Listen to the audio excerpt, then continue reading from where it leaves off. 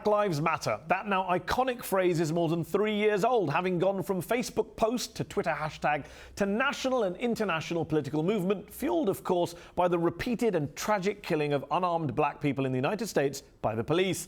But what has it achieved so far in practical terms? More than 30 unarmed black people have been killed by police this year alone. So are black lives any safer as a result of Black Lives Matter protests? And is the movement impacting the US presidential election? To debate this, I'm joined by Barbara Reynolds, columnist, author, ordained minister, and a former civil rights activist in the 1960s. She's a critic of Black Lives Matter. And from New York, Shaun King, journalist, activist, senior justice writer at the New York Daily News, and one of the most prominent faces of Black Lives Matter. Thanks both for joining me in the arena. Barbara Reynolds, just to kick off with you, you've referred to Black Lives Matter as a motley group engaged in confrontational and divisive tactics and ignoring what our history has taught. What do you mean by that? Okay, let me just jump right in. First of all, I was a protest myself. When I was their age in 1965, I was in the civil rights movement protesting the right for blacks to vote. So this is why we're here today, because of Dr. King's nonviolent movement. Now, here's my basic problem with Black Lives Matter. When I saw a protest of Black Lives Matter groups, and they were chanting, "Pigs in a blanket, fry them like bacon." That's the first thing. It just sent chills down my spine. Referring to the police, you mean? Referring to the police. And then when Baltimore burned, and we had businesses being burned, drugstores being raided, and those drugs turned up in black communities, I saw this as non-productive. Okay, let me go to Shaun King in New York. Is Black Lives Matter guilty of going against the legacy of the civil rights movement, as Barbara is claiming?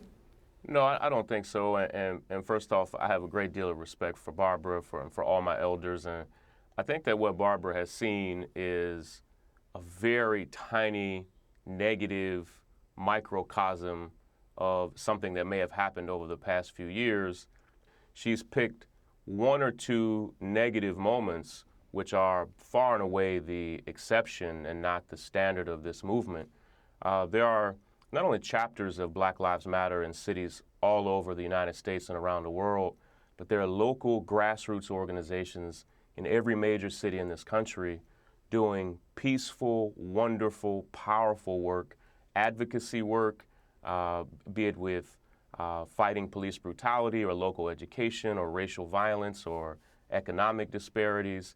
I think there's a lot of good stuff that Barbara may not be aware of that's going on every single day, not with dozens or hundreds, but tens of thousands of people, young people like myself, who are committed to making this country better in peaceful ways. And so you could go back to any point in human history. Sure, let me ask you this, just for the purpose of our global audience, just clarify two things. Number one, Black Lives Matter is a non-violent movement. And is that the case? Yes? Oh, absolutely. Absolutely. Now, that's what you say. I'm asking him. Well, I'm not saying anything. I'm asking Shaun. I'll come back to you in a moment, Barbara. One second. And let me just clarify one thing with Shaun. What would you describe as Black Lives Matter's biggest success so far? Well, I'm glad you asked that, because I think our biggest success, and this is important to say, is making the entire world aware. We've spent most of the past 2 years making the world fully and completely aware of police brutality and racial violence and the reality that racism is still very, very present in America. It's, as you know, it's so hard to break through in today's news cycle, be it with Donald Trump or this issue of terrorism around the world. So to be able to break through and have the world talking about police brutality. Last year, 1,207 people were killed by police in America. That's the highest number ever recorded in the history of this country, and the world knows this. Barbara, when Black Lives Matter activists say someone like yourself or veteran civil rights activists like Jesse Jackson, Al Sharpton, who you say haven't been given the respect or attention they deserve by the Black Lives Matter generation, younger generation, they say, well, they're out of touch. Many of them say they're out of touch. Maybe they've got a point. Maybe they are out of touch. Maybe the methods that you used in the 60s were right for the 60s. But today, we need a different form of struggle, a different form of resistance. Well, I think that each generation has to form their own methods and strategies. But what I would like to see is for the youth, the younger people, to reach out to us, because we've had experience, we've been down this road before.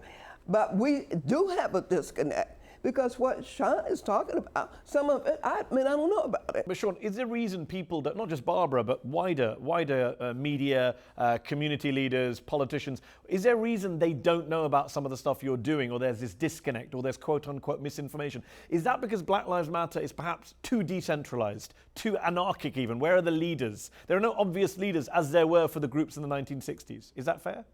I think I understand that, but it's not that there's a lack of leaders. Like, we don't think it's leaderless. We think it's leaderful. I mean, there are hundreds of leaders all across the country. Who speaks for it? Who speaks for the movement?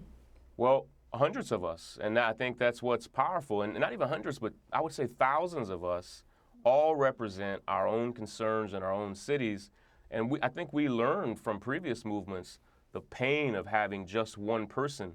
If just one person represented this movement, and they were caught in scandal or were assassinated, the whole movement would crumble. And so I think we learned the painful lesson from the 60s and 70s that it's actually a powerful thing for us to be decentralized. Well, that's a good lesson to learn, because actually Dr. King was not the leader. The media kept saying he was a leader, but he led through a coalition.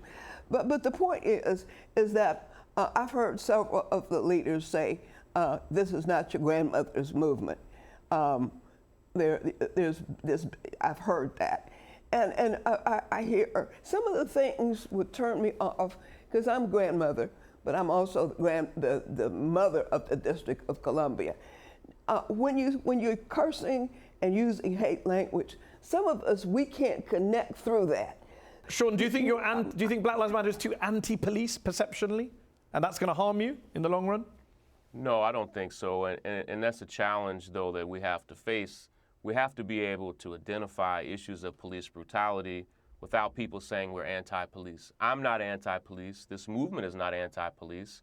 We're certainly not a violent movement. There has been literally almost no violence emanating from this movement or protesters, no more than you would see in any other movement. When the Black Lives Matter people, and they were chanting, pigs in a blanket. That may have happened one time, but there have been literally thousands and thousands of protests. We don't even know if the people who said that, if they were actually even really a part of this movement. That's not a common phrase that you hear in protests. Okay, if it's not common, why not say it's just wrong? It is wrong. It is wrong. I would never say it. Let me just ask you about some of the backlash we've seen from many politicians on both sides of the divide, Democrat and Republican, who've talked about this Black Lives Matter slogan and saying, well, what's wrong with saying all lives matter? And a lot of people get very offended when they hear all lives matter. Explain to our audience why someone like you chooses to say Black Lives Matter rather than all lives matter, for people who don't get it. Yeah.